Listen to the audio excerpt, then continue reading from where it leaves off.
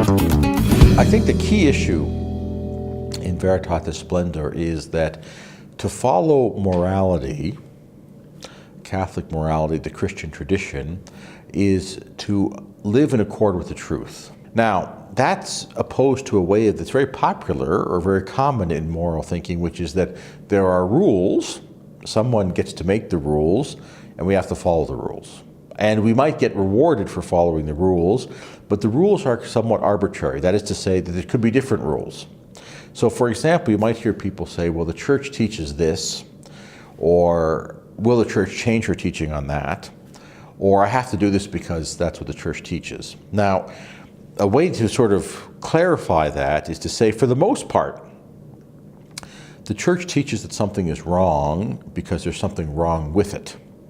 It's not wrong because the church says so. So a lot of people think about morality today as, well, it's rules that are imposed on me, and the rules could be different if those who are in power want to change them. And therefore, I have to live these rules, maybe because I'm afraid of the consequences, like with the criminal law, I might get thrown in jail. Or in the church, well, because I might be afraid of the consequences. But it's not, the rule itself doesn't have its own logic or its reason.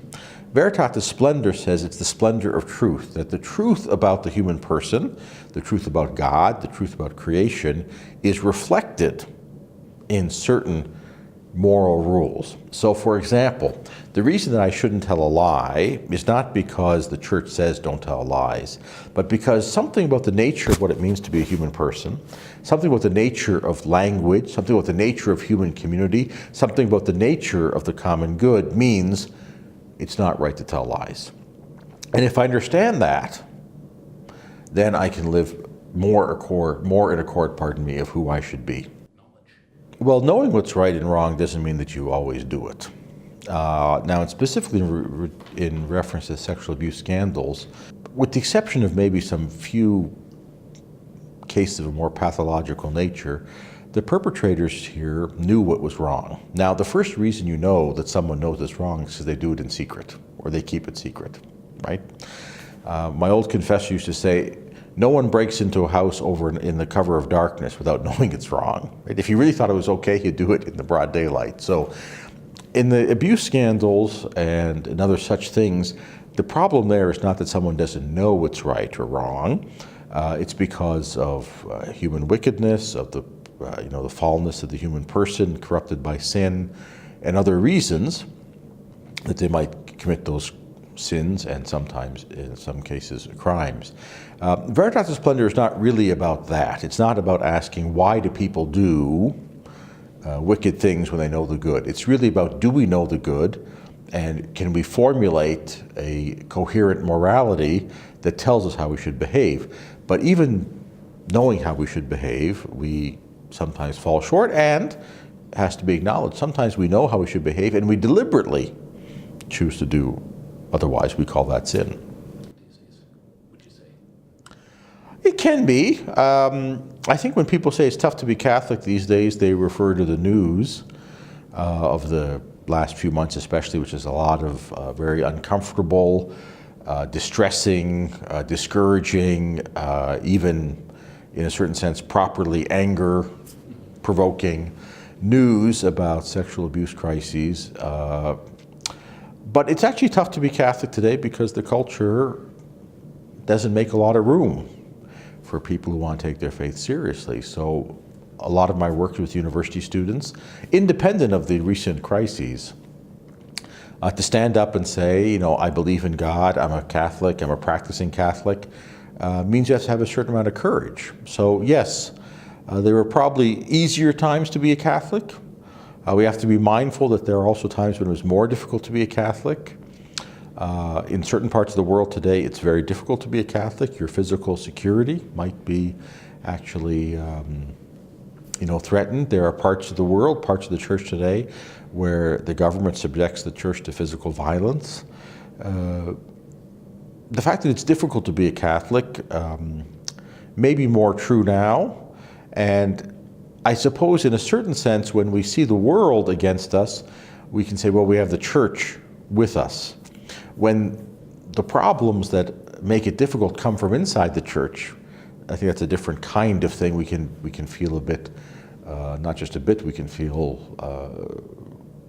beleaguered and sometimes even betrayed. But we have to remember that following the Lord Jesus has never been the easy option. We see that in the Gospels, we see that in the letters, New Testament letters. We don't look for difficulties in living our faith. We don't rejoice, certainly, when it's difficult to be a Catholic disciple. But we're not, I think, we're not shocked by it if we have a historical sense. You can never be entirely a disciple of the Lord Jesus and entirely at home in the world. You know, the church is in the world, but not of the world. And Jesus was very clear, very clear. He said, if this is what they've done to the Master, meaning himself, and his life involved his passion and his death, his resurrection to be sure, but he did suffer and die, then the disciple is not greater than the Master. So we can't think that there was a time when it was easy or when the culture was entirely in accord with the gospel. Well, we live our faith in all aspects of our life. There's no aspect of our life that doesn't belong under, if you want to say, the sovereignty of Christ. We're about to celebrate the feast of Christ the King. And Christ is not just king of my life of worship. He's not just the king of my life at home. He's not just the king of my Catholic friendships. He's the king of every aspect of my life. And so that includes my professional life. It includes my extended family. It includes my colleagues at work. It includes my wider circle of friends. It includes how I shop. It includes my recreation. It includes every aspect of my life. You know, many years ago there was that slogan that was popular, what would Jesus do? That's another way of saying, you know, does this part of my life belong to the Lord Jesus? And so our public life, our life out in public, belongs to the Lord Jesus. So where we go for our recreation, how we spend our money, and it includes more delicate things like what are the conversations I have. If I'm with my friends and a conversation takes a turn that's contrary to the gospel, if the conversation takes a turn that is peddling in untruths about other people, about the Lord, about the church, I have to stand up and I have to have the courage to say something about that. So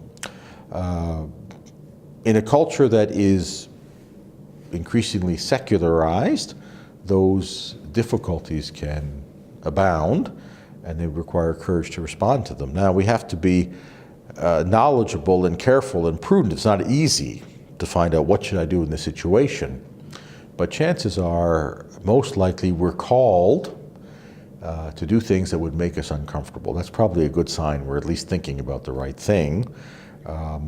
You know, how to decide in a particular situation depends on the particular situation, but certainly there's no aspect of my life which I can say that is outside my life of faith.